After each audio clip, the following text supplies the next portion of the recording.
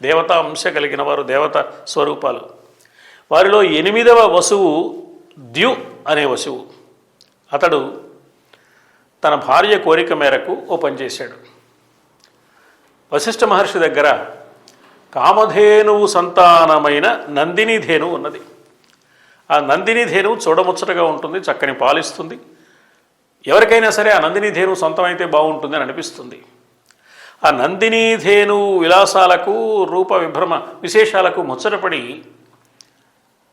ద్యు అయిన ఈ వసువు యొక్క భార్య తన భర్తను కోరిక కోరింది. నాకు మంచి స్నేహితురాలు ఉంది, ఆ స్నేహితురాలకి కానుకగా ఇవ్వడానికి ఈ నందిని ధేను ఉంటే బాగుంటుంది, మీరు తీసుకురండి అని.